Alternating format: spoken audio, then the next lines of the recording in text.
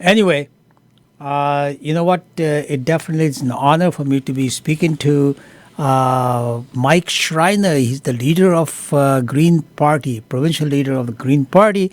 And Mike, my name is Abdul, and I'll be talking to you next 15 minutes. I want to listen to your input and what. First of all, welcome to Radio Sazo Awaz. How are you? Abdul, it's a pleasure to join you.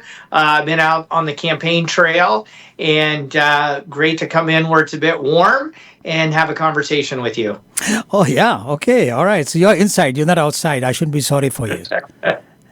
Yeah, I've been outside most of the day and certainly have my warm sweater on and the layers on, knocking on doors and listening to what people have to say. And over again, I'm hearing from people that they're deeply concerned about the Ford government's failure to address the housing affordability crisis, to improve access to health care, to make sure our children are learning in classrooms that are not overcrowded, and that people want us to protect the nature that they love to spend time in.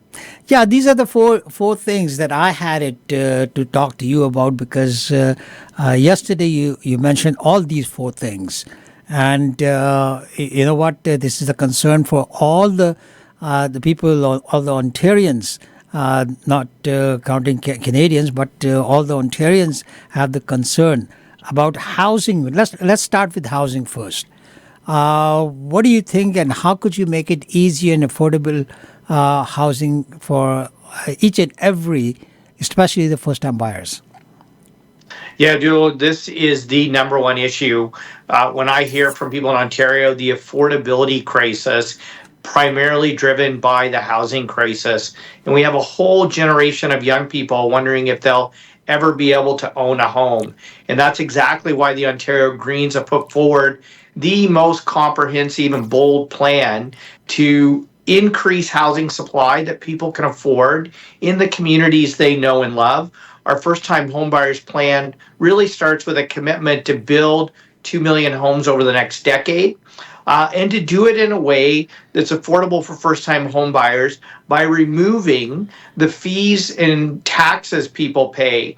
Development charges alone on homes have gone from about an average of $12,000 a decade ago in the city of Toronto, for example, up to 141,000 Wow. now. Yeah, that's a huge increase. And so by removing those development charges on homes under 2,000 square feet within existing urban boundaries, so we're talking starter homes for first-time home buyers, and if you combine that with removing the land transfer tax, we can save people on average $150,000 on a new home. Now, of course, we're going to need funds for to replace those what development charges bring in for municipalities to build housing infrastructure, and that's why we're proposing an affordable communities fund that would provide dedicated, predictable, stable funding to municipalities to build housing infrastructure, water, sewer, wastewater, things like that. Because this is a crisis. We need to address it immediately with bold ideas. That's exactly what the Ontario Greens are proposing. We're also proposing removing the red tape by legalizing fourplexes and four stories as of right across the province, and legalizing 6 to 11 story mid-rise homes in larger urban centers along major transit and transportation corridors. So we can cut the time to build new homes, make it much faster, and to do it in a more affordable way because you're primarily building where you already have infrastructure in place.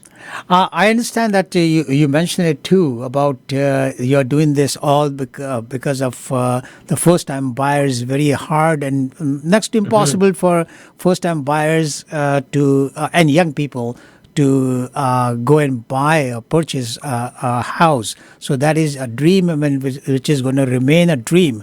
But your policy, you're saying four plexes constructions and four-story buildings and 12 to 13 story apartments or condos we talk about, six pluses, and once you do that, how do you think that the money, main money, structure. How are you going to replace $150,000 that you're going to do the savings for new home buyers?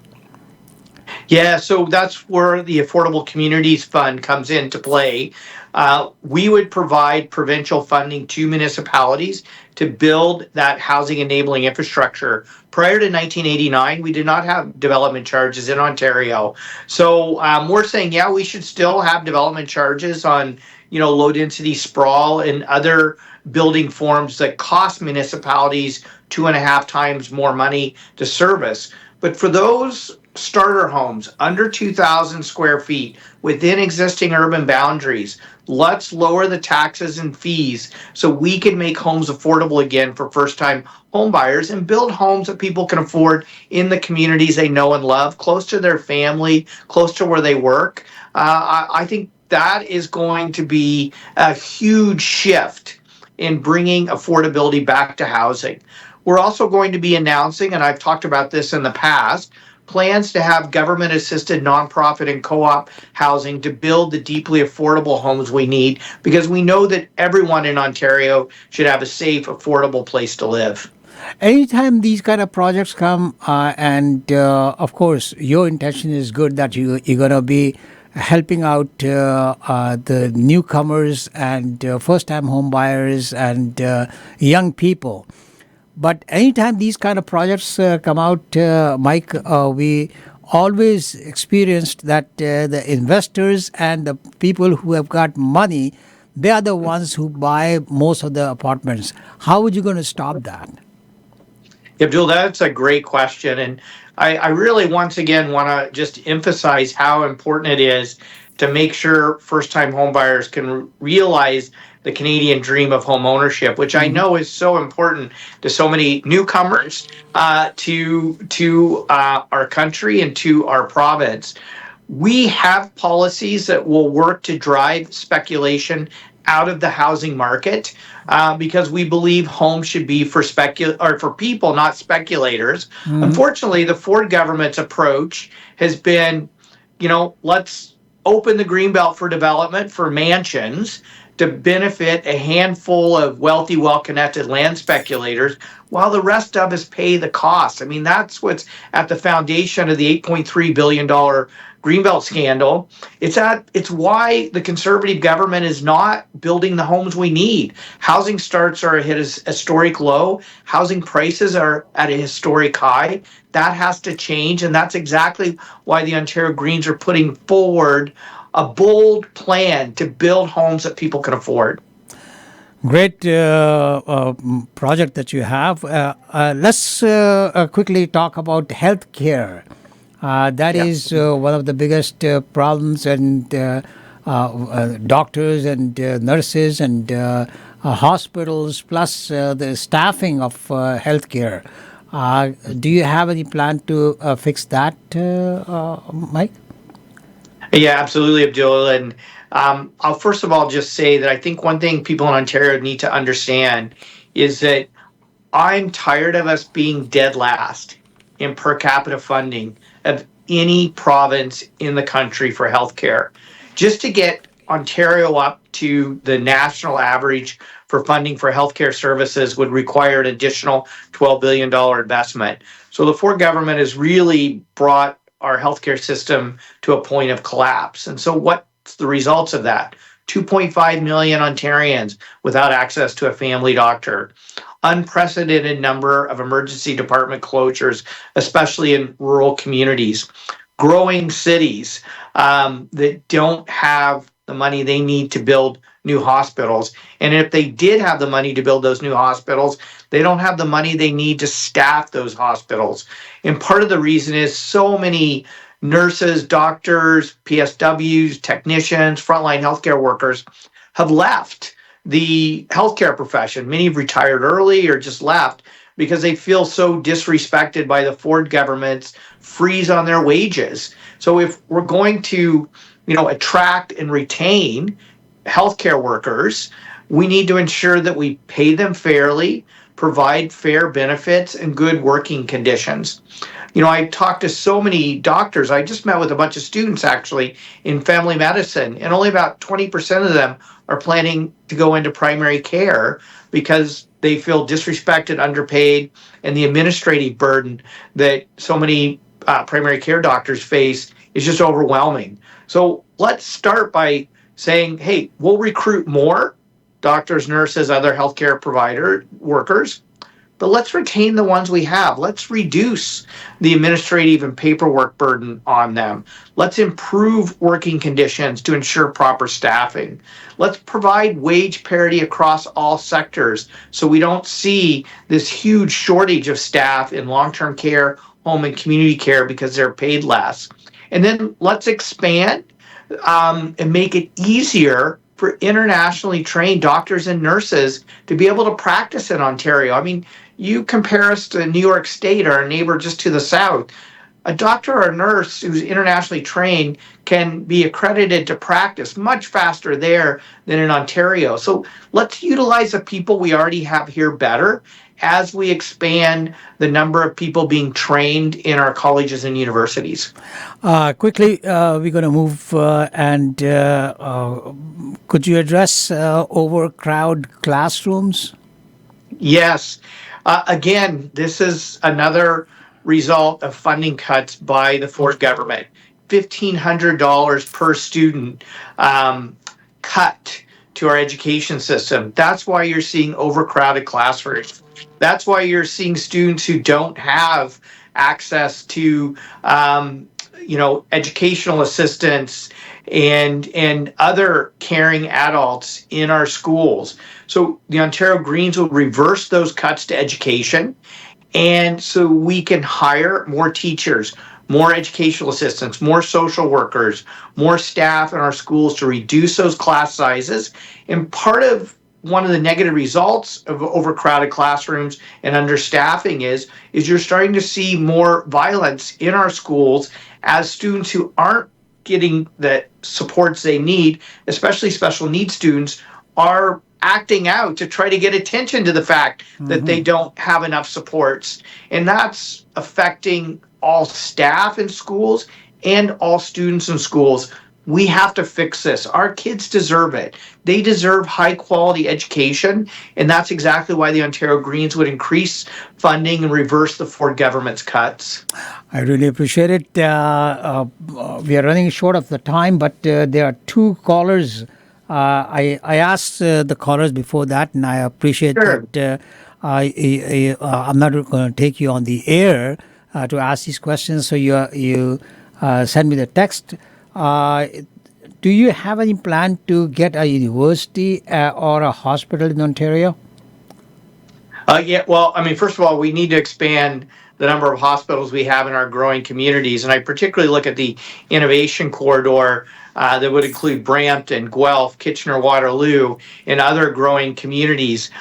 We will need new hospitals. We will need to have the funding in place for that and the staffing in place for that. But at the same time, we also need to make sure, especially in rural communities, that we keep those hospitals open. It is so devastating for people who live in smaller communities to lose their hospital. And we're starting to see that, or to have an unprecedented number of emergency department closures. And we're seeing that with the Ford government's policies. The last question, and again, this question came by a text message, that do you have a plan for highway, any kind of highway in Ontario? Infrastructure, sir.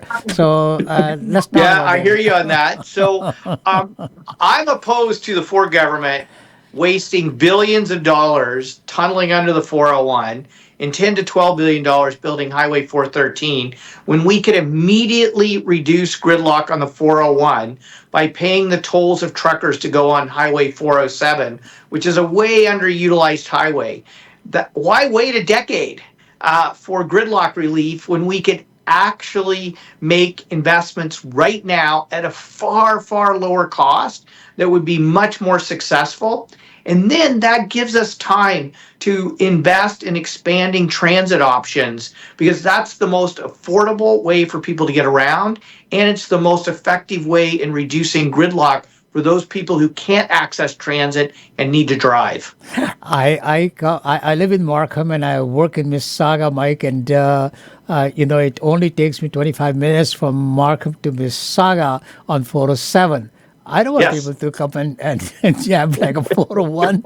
I used to travel years ago, 30 years ago, I used to travel on 401, and it used to take me hours and hours to get I back. believe it. Oh, so, Yeah, but that's then, exactly why we need to better utilize the 407 versus spending 10 to so that 12 I can billion dollars on so that 413. so that I can be there for an hour. No, no, no, no. We don't want it to take you that long ago, for sure. We Appreciate don't it, want it to take you Mike. that I long. wish I had more time. You are most welcome to come to our studio located in Mississauga. Yes. And, we'll have more time to sit down and talk. And at that time, my callers who are, very edgy right now that, I want to Mhm. talk to Mike. Okay, you want to talk to Mike? When Mike comes to a studio, I'll give you Yes. all the chance to come and talk to him. Mike, my pleasure talking to you, and I really appreciate you giving me that time because you are a very busy person. I'll let you go to the cold weather right now and put a lot of layers because next 4 days is going to be very cold and icy, and I feel bad about you, knocking doors. Well, hey, Abdul, I love talking to voters, and I'll make sure we make it into the studio so I can talk to your callers. Appreciate it. Thank you so much. Wish you Take all the care. best. All the best. Thank Thank you. you. Thank you.